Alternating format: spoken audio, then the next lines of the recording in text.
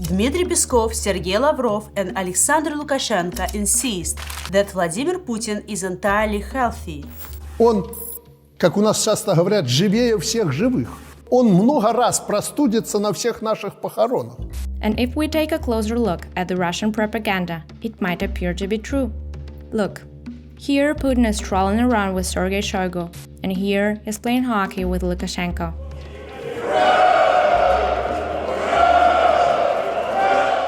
During the pandemic, Putin was staying inside his bunker. He started to reach out to his subordinates using video calls or inviting them to sit with them at the ridiculously long table. Apparently, even now, people stay in a 2-week quarantine just to shake his hand. Officials with close ties to Putin literally undergo medical tests of their feces to meet him. But does Putin really have any serious medical condition? So the rumors are that Putin is sick. He's not doing well, but now to hear Putin may be suffering from a serious medical condition. He has Parkinson's. Potentially even suffering from cancer. Does he have pancreatic cancer? Pancreatic cancer, that is extraordinary. We are going to unpack this now. Please subscribe to this channel and give this video a like, so even more people can see it. On the 21st April, the Kremlin Public Affairs Office published a video of an official meeting between Putin and Shoigu. Throughout the whole duration of the video, almost 12 minutes, Putin was taking a very tight grip on the table. This is pretty symbolic, of course. Also, it may indicate some possible health conditions of Putin. Someone assumed that he may have Parkinson's disease. There is an even more convincing version. Sergey Nemalevich, a journalist for Radio Freedom, implies that Putin may experience severe back pain. And this very specific angularity under his suit might point to a corset, not an armor vest everyone expects him to wear. In the aughts, Putin was keen on riding and experienced some injuries. One of them was so serious that Putin couldn't walk for a while. И так вот получилось, что лошадь перед барьером встала, и я сделал такой кульбит. Вот просто реально кульбит. Бум. Perhaps it was exactly that injury that led Putin to walk with a visible limp on the 4th of November 2012, while he was supposed to lay a floral tribute to the monument of Minin and Pozharsky. His limp was so apparent that this episode was hidden from the television. Spokesman service banned news agencies from covering this. A journalist even claimed to have shared this information with the news, but nothing of this was ever made public. Same month, Aleksandr Lukashenko told Reuters that Putin has a spinal surgery. I know for sure that he has a health condition. He likes judo. He lifted a guy, threw him, and twisted his own spine. This statement disappeared from the transcription of the interview published on the official website of the President of Belarus. At the end of 2012, the Prime Minister of Japan told that he had rescheduled his official visit to Russia because Putin wasn't feeling healthy. In reaction to this, Peskov, the spokesman of Putin, made a statement that the media have been over-dramatizing Putin's health condition. However, just after this, the Kremlin started to cancel Putin's official visits, one after another. In December, he got even worse. Putin's administration even received instructions not to schedule any event with Putin that would last longer than 1 hour. His condition didn't allow him to spend more time sitting. Officials were talking off the record that the boss isn't alright, and that he was wearing a corset and needed a spine surgery. How can Putin get his surgery done unnoticeably? I mean, while he's getting surgery, people might become aware of the fact that the president had been missing for a while. There was the moment when the Kremlin introduced a trick called preserves, pre-recorded meetings with various officials. These preserves allowed him to sneak away from the public eye for a while. As time moved on, the number of such pre-recorded meetings only grew, just as the number of Putin's health issues. An independent media outlet project in Russian, with a specialization in investigative journalism, has uncovered that Putin takes blood bath in order to maintain his youthfulness. You might have already heard about this and thought something like, "This is bullshit." However, it's true. We're talking about so-called antler broth, or deer antler blood bath. In the middle of the 2000s, Shoigu took Putin to Altai Republic, located in southern Siberia, and convinced him that such a procedure can be beneficial for his health. Allegedly, it meliorates cardiovascular system, and reverses the effects of skin aging. A source close to Putin claims that Putin was warned that there was no valid scientific proof of antler broth being beneficial for health. Yet, Putin had liked it, and since then visited Altai more than once. Cutting antlers off deer is real torture for an animal. Alive deers are being tied up and lifted so that they could barely move. Then people remove antlers with a simple handsaw from live deer. Animal activists compare this procedure with torture, as if someone would violently pull out human nails. We are not going to display the process of removing antlers from deer because it's impossible to watch. However, if you're left wondering how exactly animals are being tortured so Putin can take his bloodbath, just Google removing antlers. Medics deem those blood baths useless, so there is no benefit to Putin's health. It would be awesome if Putin relied on alternative and complementary medicine only. Unfortunately, he is surrounded by real medical professionals.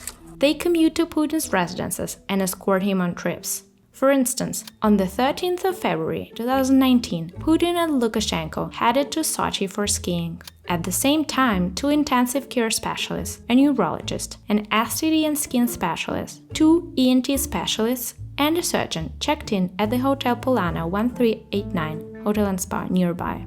This medical entourage is indeed very specific. 2 ENT specialists, Shaglov and Igor Isakov, as well as a surgeon, Evgeny Selvanov, escort Putin quite often. For example, over the past 4 years, Shaglov visited Putin in Sochi 59 times and spent 282 days with him. Selvanov 35 times and 166 days. Selvanov is a surgeon with a specialization in cancer research. At least he has been until very recently.